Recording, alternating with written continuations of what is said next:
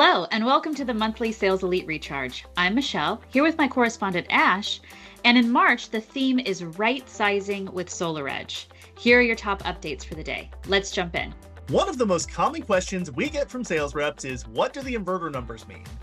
In your design tool, I'm sure you see multiple options for SolarEdge inverters, typically leading with numbers such as 7,600, 10,000, and 11,400, right?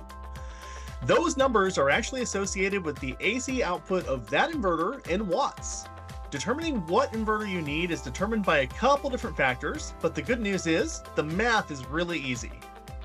But Ash, math?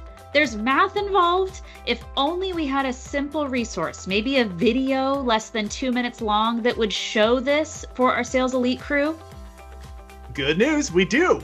New video release alert! Inverter sizing explained. Check it out by following the link in the description below.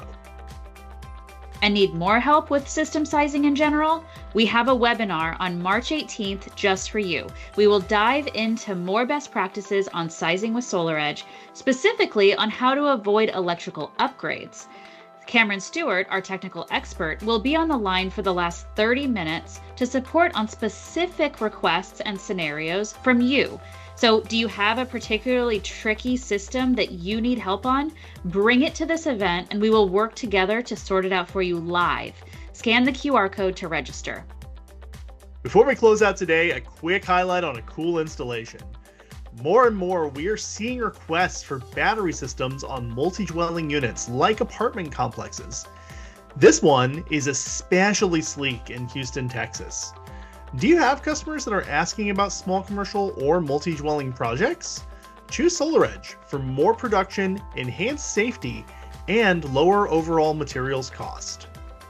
That's all for now. We look forward to seeing you on March 18th to continue right sizing with SolarEdge. Until then, happy selling!